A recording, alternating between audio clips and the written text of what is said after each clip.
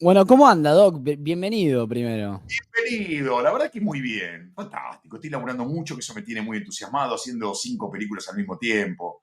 Esas cosas de la vida que a mí me hacen vibrar, ni más ni menos. Y encima están saliendo bien. Nunca me había metido en una aventura semejante. 5 cosas a la vez, tenés que Está, tener está- la cabeza muy encendida y con el objetivo muy claro. Y por está- suerte hasta ahora está viene muy saliendo bien. productivo. Sí, sí, muy productivo. Y aparte estoy editando al mismo tiempo, eso me tiene muy entusiasmado también. Está bueno, está bueno. Nunca había hecho esa experiencia de filmar una ficción y editarla al mismo tiempo que la hago. Como no la filmo Claro. todos los días, estoy trabajando de manera espaciada, puedo hacerlo. Y eso me encanta porque puedo corregir, rearmar, es maravilloso. Ahí, para la gente que no te conoce, primero, Sí. ¿quién es Diego Recalde?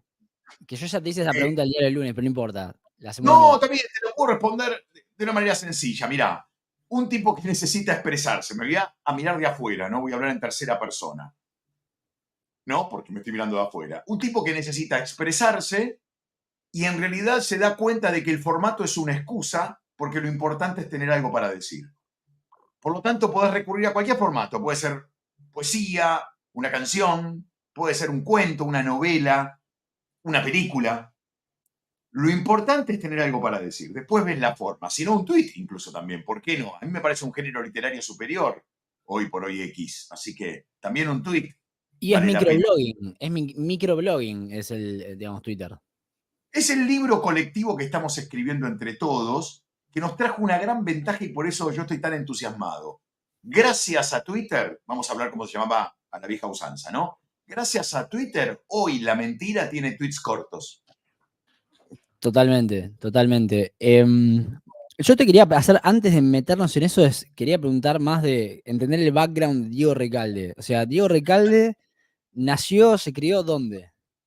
En Recoleta. En Soy un chico de Recoleta. Recoleta. Sí, sí, sí. Nací en Belgrano R y después me mudé a Recoleta al año, cuando mi papá y mi mamá se separaron.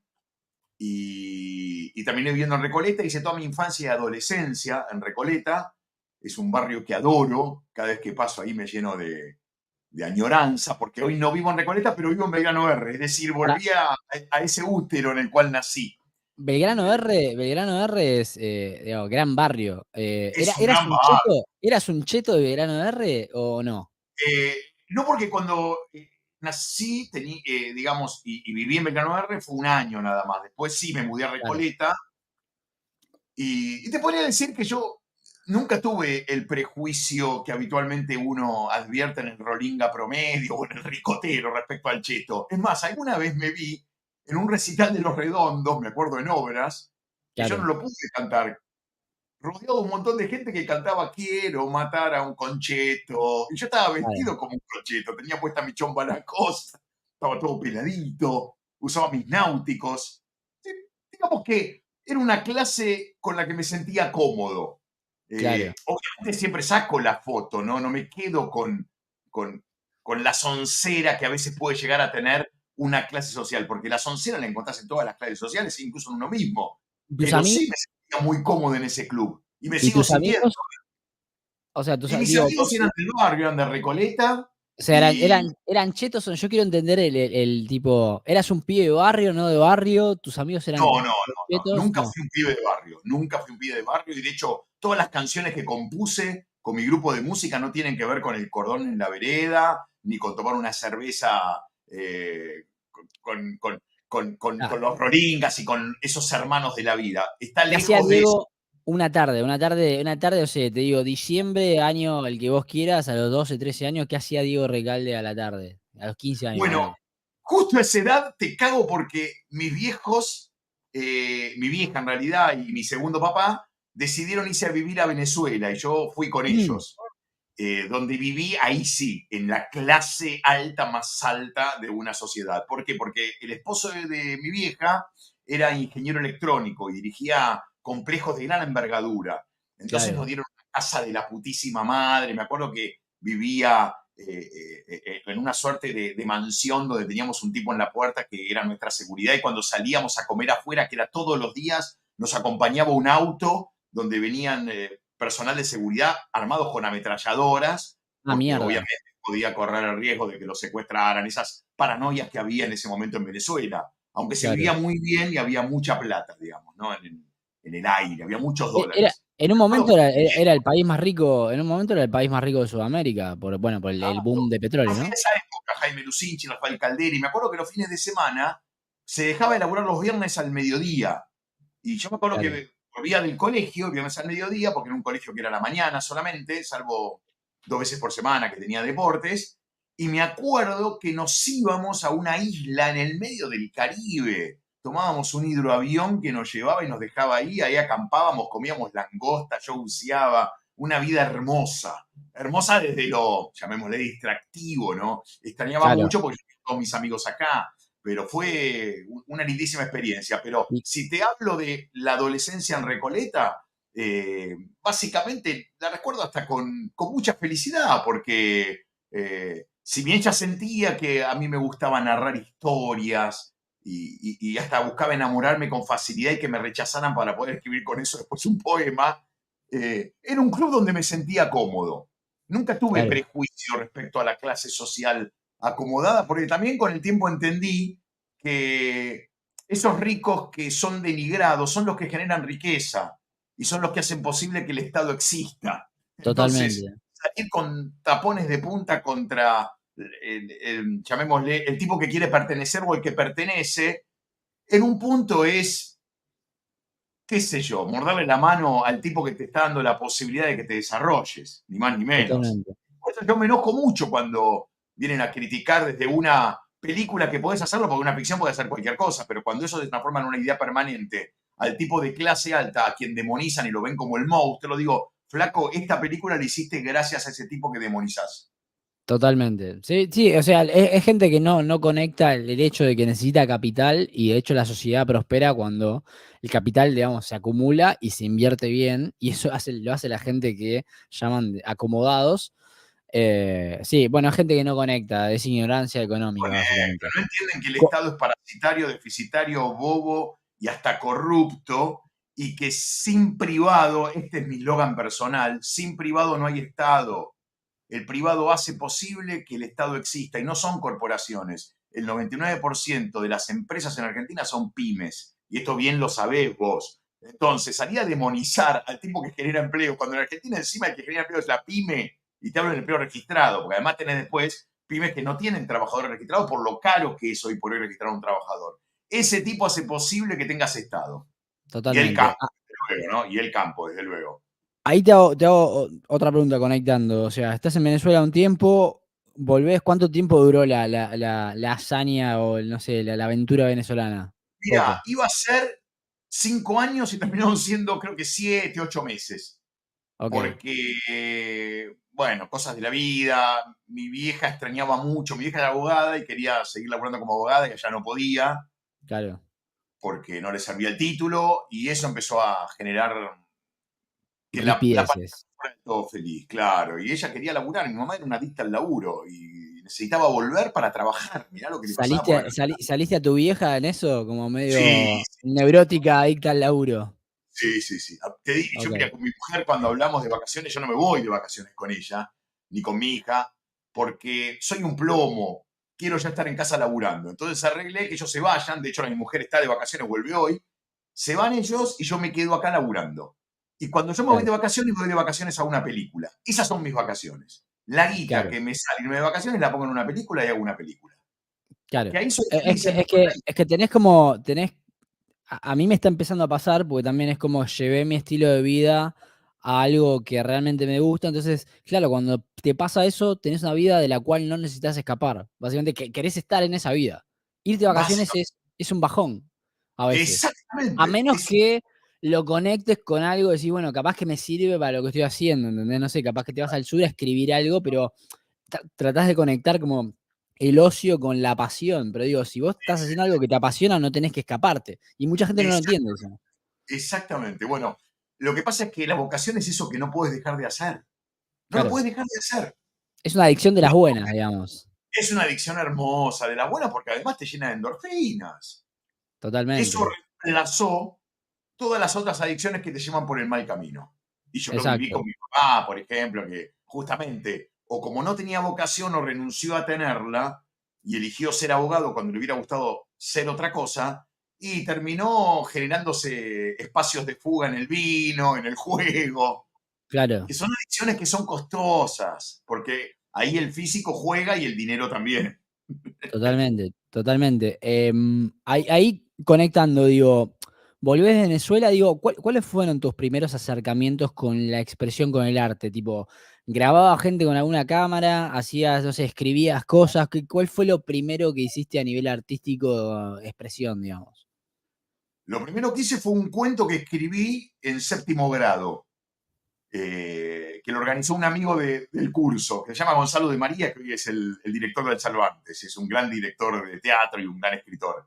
Lo organizó Ok, él, era mi compañero, y lo gané. Igual creo que se presentaron muy poquitos, no sé si éramos 2 o 3.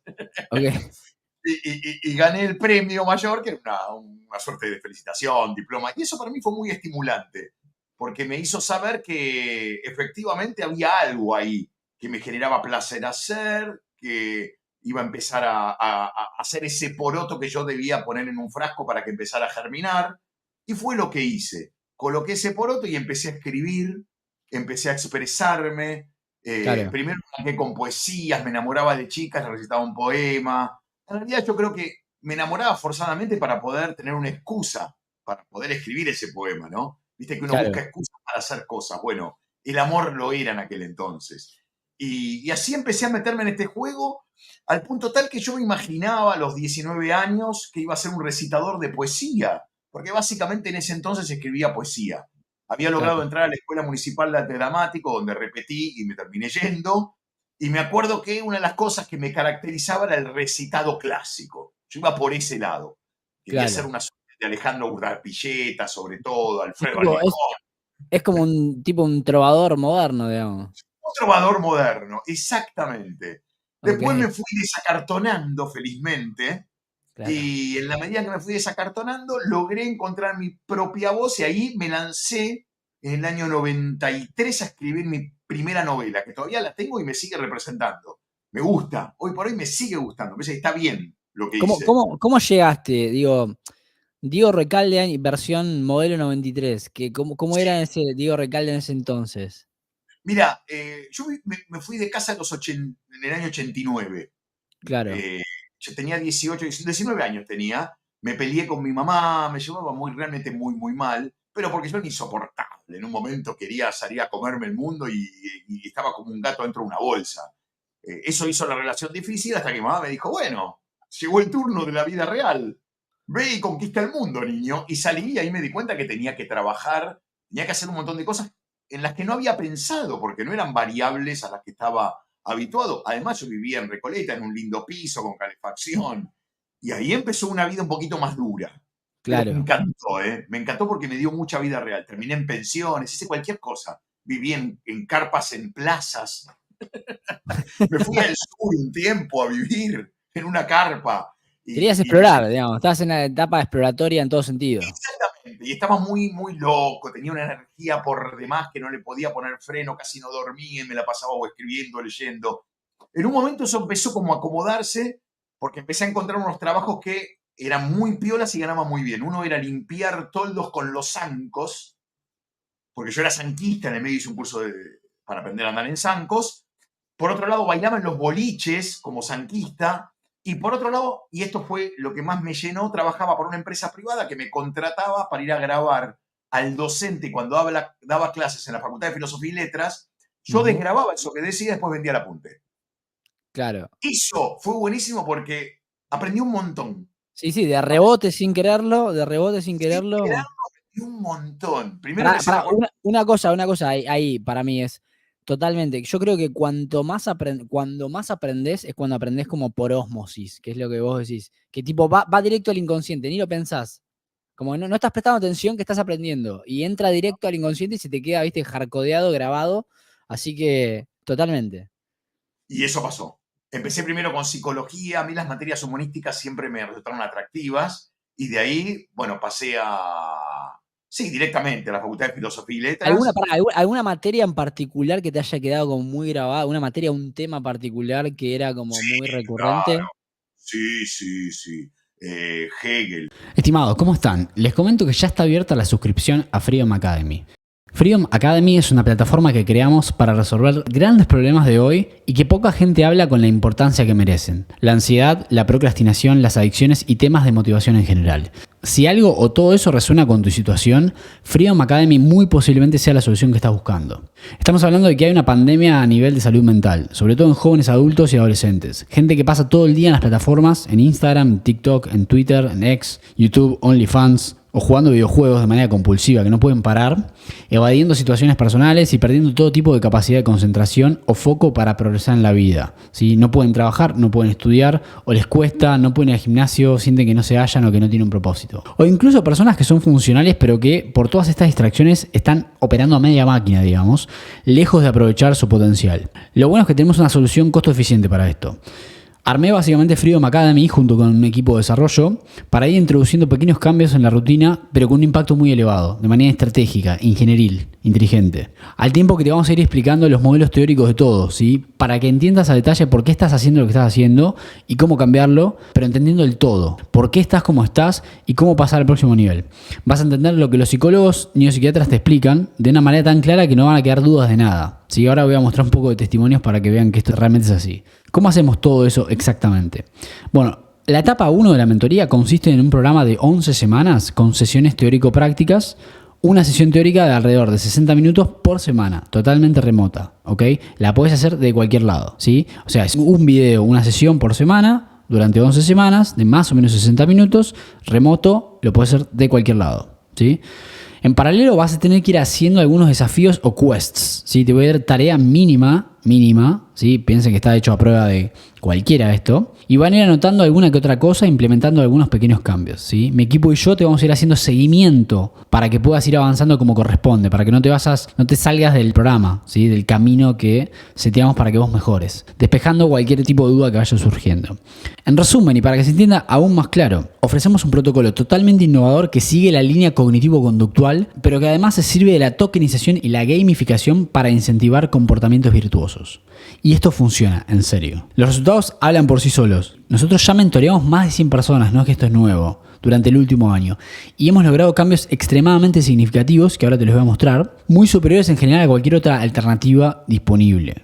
Por eso es que hoy me estoy dedicando de lleno a esto. Funciona tan bien y estoy tan entusiasmado que me estoy dedicando full time a esto, básicamente. ¿Por qué? Pues además tenemos un programa único y a la vez muy prometedor a la hora de ayudar a la gente. ¿Sí? Es una continuación también del libro Libertad para Gente Inteligente. O sea, son conceptos que vengo trabajando hace por lo menos 3 años. Acá tengo un ejemplo. Eli bajó de peso de manera significativa y acá se ve en la foto. Y esto ni siquiera es un programa para bajar de peso. No es que es un programa para bajar de peso y bajó de peso. No. Como mejora todo lo de arriba, la ansiedad, la motivación, etc., bajó solo de peso, sin buscarlo. Fue un bien colateral. Si existe el daño colateral, acá fue un bien colateral del programa. Otras personas, incluyendo a Eli, bajaron el screen time de manera muy significativa, o sea, el tiempo en pantalla con el celular, pasando de situaciones de 7 u 8 horas o 6 a 2 horas, 1 hora o menos, muchos.